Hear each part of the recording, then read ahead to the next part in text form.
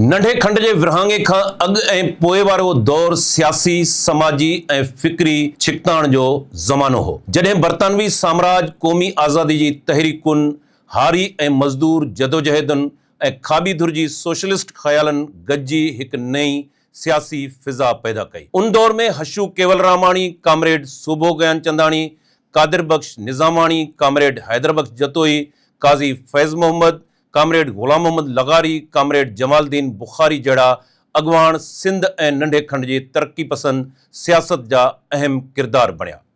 उन्हनि अॻवाननि जागीरदारी निज़ाम, तक़बाती नाइंसाफ़ी ऐं साम्राजी सोच ख़िलाफ़ जदोजहद कंदे हारियुनि, मज़दूरनि ऐं पोरियत तबिके जे हक़नि जो आवाज़ बुलंद कयो। उन्हनि अॻवाननि में हशू केवलरामाणी सिंध जी तरक़ी पसंद सियासत, शागिर्द तहरीक ऐं खाबीधुर जे फ़िक्र जो हिकु अहम नालो हो, जंहिंजो लाॻापो विरहाङे खां अॻु ऐं पोइ वारे इनक़लाबी सियासी दौर सां गहरो रहियो। हू 20 डिसंबर 1914 ते भिरिया शहर में ॼाओ। हिन कराची, सैलून ऐं लंडन में तालीम हासिल कई, जिते हू सोशलिस्ट ऐं मार्क्सी फ़िक्र खां मुतासिर थियो। लंडन में हू हिंदुस्तानी शागिर्द तहरीक, साम्राज मुखालिफ़ जदोजहद ऐं मज़दूर सियासत सां सरगर्म रहियो। लंडन में हिन कुझु वक़्तु कृष्णा मेनन सां इंडिया ऑफिस में कमु कयो। इन्ही अरसे में हिन जी फिरोज़ गांधी, इंदिरा गांधी ऐं पिंडत जवाहरलाल नेहरू सां वाक़फ़ियत थी। उते हू हिंदुस्तान जी आज़ादी सां तालुक़ रखंदड़ इजलासनि में अक्सर शिरकत कंदो हो। हशू केवलरामाणी खे सिंध जी शागिर्द सियासत जो बुनियादी मैमार पिणु सॾियो वञे थो, छाकाणि 1942 ईस्वी में हिन सिंध स्टूडेंट्स फेडरेशन जी बुनियाद विझण में अहम किरदार अदा कयो। हिन ई तंज़ीम ज़रिए नौजवाननि में सियासी शऊर, साम्राज मुखालिफ़ सोच ऐं खाबीधुर जे फ़िक्र खे मुनज़्ज़म कयो वियो। साॻे ई फ़िक्री माहौल में सूबो ज्ञानचंदाणी जहिड़ा अॻवान बि शागिर्द सियासत में आया, जिन खे मुनज़्ज़म करण, नज़रियाती तरबियत ॾियण ऐं तहरीकुनि सां जोड़ण में हशू जे फ़िक्री असर खे अहम सम्झो वञे थो। 1939 ईस्वी में हू सिंध मोटी आयो ऐं कराची में मज़दूर ऐं शागिर्द तहरीकुनि जो हिस्सो बणियो। बरतानवी हुकूमत ख़िलाफ़ सरगर्मियुनि सबबि खेसि केतिरा ई भेरा गिरफ़्तार कयो वियो ऐं जेल मोकिलियो वियो, पर हुन पंहिंजूं सियासी सरगर्मियूं जारी रखियूं। विरहाङे खां अॻु ऐं पोइ हू गॾियल ऐं आज़ाद हिंदुस्तान जो हामी रहियो। जॾहिं पाकिस्तान ठहण बैदि बि हू सिंधी ॿोली, सक़ाफ़त ऐं सियासी हक़नि लाइ सरगर्म रहियो। हिन साईं GMC जे किताब नई सिंध लाइ जदोजहद जो अंग्रेज़ी तर्जुमो कयो ऐं सहाफ़त सां पिणु लाॻापियल रहियो। साईं GMC खे मज़हबी क़ौमियत वारे जुनून मां ॿाहिरि कढण में हशू केवलरामाणी जो वॾो हथु हो।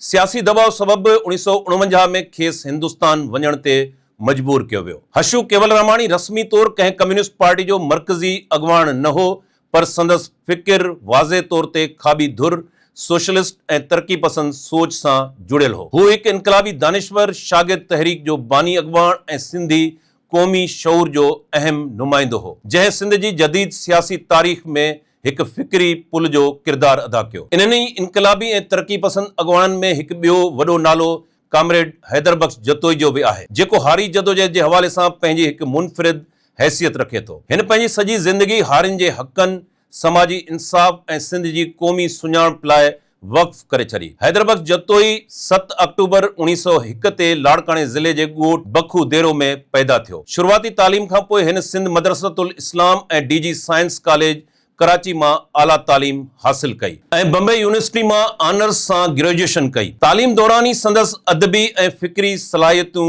नुमायां थी चुकियूं हुयूं। ग्रेजुएशन खां पोइ हू डिप्टी कलेक्टर मुक़रर थियो, पर सरकारी नौकरी दौरान हिन सिंध जे ॻोठाणनि इलाक़नि में हारियुनि जी बदहाली, ज़मींदारनि जे ज़ुल्म ऐं जागीरदारी इस्तेहसाल खे वेझड़ाई खां ॾिठो। उन्हनि तजुर्बनि संदसि सोच खे मुकमल तौर बदिलाए छॾियो ऐं आख़िरकार 1945 ईस्वी में हुन पंहिंजे आला सरकारी उहिदे तां इस्तीफ़ा ॾेई हारी तहरीक में शामिल थियण जो तारीख़ी फ़ैसिलो कयो। इस्तीफ़ा खां पोइ हैदर बख्श जतोई सिंध हारी कमेटी जी क़यादत संभाली ऐं हारी तहरीक खे सिंध जी सभ खां वॾी अवामी मुज़ाहिमती तहरीक बणायो। संदसि जदोजहद जो मर्कज़ जागीरदारी निज़ाम जो ख़ात्मो, ज़मीन जी मुनसिफ़ाणी विरिछ, बेगारी ऐं इस्तेहसाल ख़िलाफ़ मुज़ाहिमत ऐं हारियुनि खे सियासी शऊर ॾियणु हो। संदसि फ़िक्र ते सोशलिस्ट ऐं मार्क्सी ख़्यालनि जो वाज़े असर हो, तंहिं करे खेसि सिंध में खाबीधुर जी समाजी इंसाफ़ वारी सोच जो अहम तर्जुमान सम्झो वञे थो। हैदराबाद में जाइ वठी उते सिंध हारी कमेटी जी ऑफिस खोलियाई। हारी हक़दार नाले हफ़्तेवार अख़बार कढण लॻो। हैदरबख्श जतोई 1 यूनिट ख़िलाफ़ तहरीक में बि इंतहाई अहम किरदार अदा कयो। हिन सिंध जी सुञाणप, ॿोली ऐं सियासी हक़नि लाइ आवाज़ बुलंद कयो ऐं उन जदोजहद सबबि केतिराई भेरा जेल बि वियो। संदसि सियासी ज़िंदगी जो वॾो हिसो क़ैद, एहतजाजनि ऐं तहरीकुनि में गुज़रियो, पर हिन कॾहिं बि पंहिंजे असूलनि तां हथ न खंयो। हू रुगो सियासी अॻवान न, पर शाइर, अदीब ऐं फ़िक्री शख़्सियत पिणु हो। संदसि शाइरी ऐं लिखड़नि में सिंध, हारी, समाजी इंसाफ़ ऐं क़ौमी आज़ादी जा मौज़ू नुमाया रहिया। जीअं सिंध, सिंध प्यारी ऐं हारी गीत जहिड़ियूं संदसि तख़लीक़ूं सिंधी क़ौमी ऐं मुज़ाहिमती अदब जो अहम हिस्सो बणिजी वयूं। 21 मई 1970 ते हैदरबख्श जतोई वफ़ात कई, पर संदसि फ़िकिर, हारी तहरीक ऐं समाजी इंसाफ़ लाइ कयल जदोजहद अॼु बि सिंध जी सियासी ऐं अदबी तारीख़ में हिकु रोशन बाब तौरु ज़िंदा आहे। सिंध ऐं बलोचिस्तान जी सियासी, सहाफ़ती ऐं तरक़ी पसंद तहरीकुनि जी तारीख़ में कादिर बख्श निज़ामाणी हिकु अहिड़ो नालो आहे जंहिंजी समूरी ज़िंदगी क़ौमी हक़नि, समाजी इंसाफ़,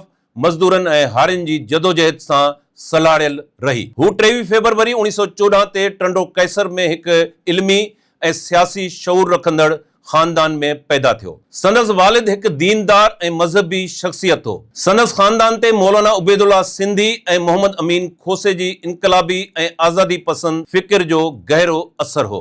कादिर बख्श निज़ामाणी इब्तिदाई तालीम पंहिंजे ॻोठ जी प्राइमरी स्कूल मां हासिल कई। वधीक दीनी तालीम लाइ हुन दारुल इरशाद मदरसे में दाख़िला वरिती, जिते आज़ादी जी तहरीक, साम्राज दुश्मनी, तबक़ाती इस्तेहसाल ऐं पोरियत तबिके जे हक़नि बाबति ख़यालनि संदसि ज़हन ते गहरो असर छॾियो। रूसी इनकलाब ऐं मज़दूरनि जी जदोजहद बाबति ॼाण खेसि नंढपण खां ई इनकलाबी सोच ॾांहुं माइल कयो। 1930 में हिन मुलाज़मत छॾे कांग्रेस जी सिविल नाफ़रमानी तहरीक में सरगर्म हिस्सो वरितो। 16 साल जी उमिरि में जेल बि वियो। जेल मां आज़ाद थियण बाद जल्द ई कम्युनिस्ट फ़िकिर ॾांहुं माइल थी वियो। भगत सिंह जी शहादत, कानपुर साज़िश केस ऐं उन सां लाॻापियल कम्युनिस्ट अॻवाननि जी जदोजहद खेसि घणो मुतासिर कयो। लाहौर ऐं अमृतसर जे तरक़ी पसंद हल्कनि सां संदसि राब्ता वधिया ऐं अब्दुल्ला सफ़दर जहिड़नि अॻवाननि सां वेझड़ाई पैदा थी, जन मॉस्को जी कम्युनिस्ट यूनिवर्सिटी में 10 सालनि ताईं तदरीसी ख़िदमतूं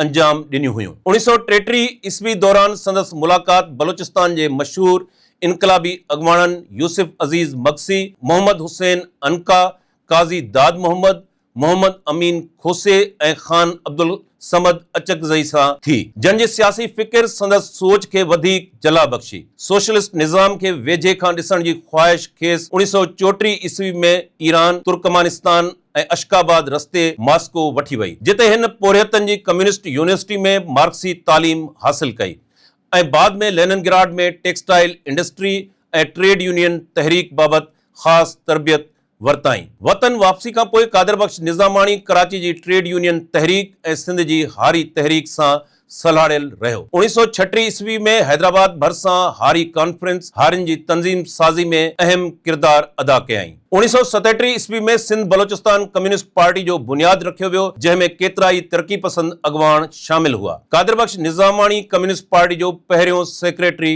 चूंडियो वियो। बाद में गौस बख्श बिज़ंजो ऐं मोहम्मद हुसैन अनका जहिड़ा अॻवान बि पार्टी सां शामिल थिया। कम्युनिस्ट पार्टी सिंध ऐं बलोचिस्तान जी तरक़ी पसंद सियासत में हिकु अहम कुवत तौरु उभरी। 1948 में हिन कम्युनिस्ट पार्टी जो सिंधी तर्जुमान हफ़्तेवार रिसालो सदाकत जारी कयो, जेको 6 महीननि बाद बंदिश जो शिकार थियो। उन खां पोइ अख़बार वतन, पीपल्स फ्रंट, निदाए बलोचिस्तान ऐं आज़ाद बलोचिस्तान जहिड़नि रिसालनि ऐं अख़बारनि जी एडिटरशिप ज़रिए सहाफ़त में पंहिंजो अहम किरदार अदा कंदो रहियो। 1941 ईस्वी में ऑल इंडिया कम्युनिस्ट पार्टी संदसि रुकनियत ख़त्म कई, पर संदसि फ़िक्री वाबस्तगी ऐं तरक़ी पसंद सोच में का बि तब्दीली न आई। बाद में रुकनियत बहाल बि कई वई, पर हू अमली सियासत में अॻु वांगुरु सरगर्म न रहियो। 1943 ईस्वी खां पोइ बलोचिस्तान जी क़ौमी तहरीक सां वेझो लाॻापियल रहियो ऐं कुझु अरसो अफ़गानिस्तान में बि रहियो। 1953 खां 1969 ताईं हिन सोवियत यूनियन जे सफ़ारतखाने जे इतलाती शोबे में ख़िदमतूं सरअंजाम ॾिनियूं। 1973 ईस्वी में बलोच शागिर्दनि ऐं क़ौमी तहरीकुनि जी हिमायत सबबि खेसि मुल्क छॾणो पियो ऐं हू लंडन मुंतक़िल थी वियो, जिते जलावतनी जा साल गुज़ारियाई। 1985 में सिंधी बलोच पश्तून फ्रंट जे क़याम वक़्त बि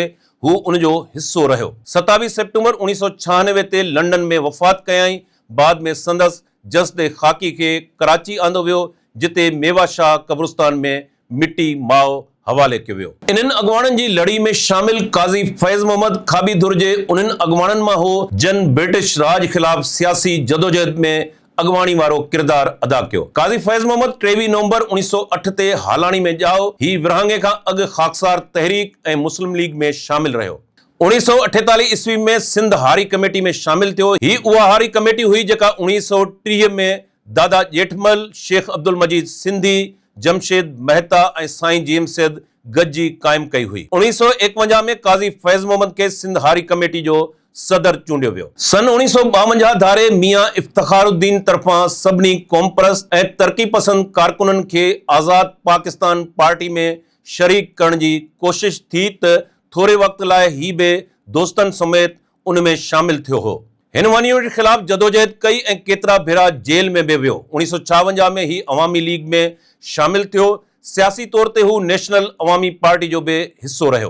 राबिंद्रनाथ टैगोर जे शांति निकेतन मां पढ़ी आयल लाड़काणे जे नंढे ॻोठ बिंडी में जन्म वठंदड़ कामरेड सोभो ज्ञानचंदाणी नौजवानी खां ई कम्युनिस्ट तहरीक, ट्रेड यूनियन सियासत, शागिर्दनि, हारियुनि ऐं तरक़ी पसंद अदब सां लाॻापियल रहियो। शांति निकेतन में महात्मा गांधी, जवाहरलाल नेहरू, सुभाष चंद्र बोस, चियांग काई शेख ऐं यूसुफ महर अली जहिड़ियुनि केतिरनि ई शख़्सियतुनि सां मुलाक़ात कयाई। सोभे जी ज़िंदगी ते अदबी हवाले सां सभ खां वधीक राबिंद्रनाथ टैगोर जो ऐं सियासी हवाले सां पन्नालाल दास गुप्ता जो असर हो। सोभो शांति निकेतन मां तालीम पूरी करे जॾहिं सिंध वापसि वञी रहियो हो त हिन ऐं ॿियनि शागिर्दनि खे अंग्रेज़ उस्ताद घुराए पुछियो त अवां शांति निकेतन मां छा हासिल कयो। हर कंहिं पंहिंजो पंहिंजो रायो ॾिनो। जॾहिं सोभे जो वारो आयो त हुन जवाबु ॾिनो, आउं हिते ॿार जी हैसियत में आयो हुउसि ऐं माण्हू बणिजी वापसि वञा पियो। अहिड़ी तरह अप्रैल 1941 में सोभो ज्ञानचंदाणी शांति निकेतन मां सिंध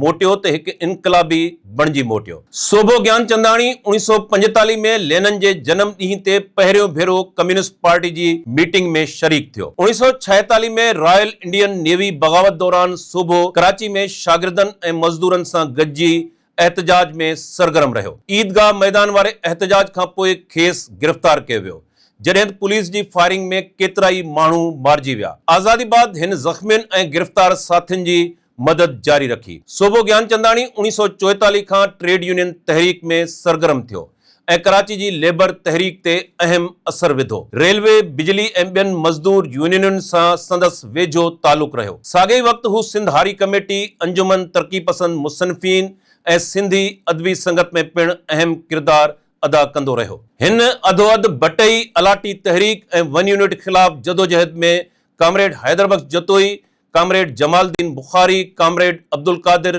गोबिंद माली, काज़ी फैज़ मोहम्मद, ग़ुलाम मोहम्मद लगारी, मौलवी अज़ीज़ुल्लाह जरवार, मौलवी नज़ीर हुसैन जतोई, शहीद हसन नासिर ऐं ॿियनि अॻवाननि सां गॾु भरपूर हिस्सो वरितो। 1969 ऐं 1970 धारे चंबड़ में कायम हारियुनि जी कोर्ट में पिणु संदसि अहम किरदार रहियो, जंहिं ज़रिए हारियुनि जे हक़नि लाइ जदोजहद खे नई सघ मिली।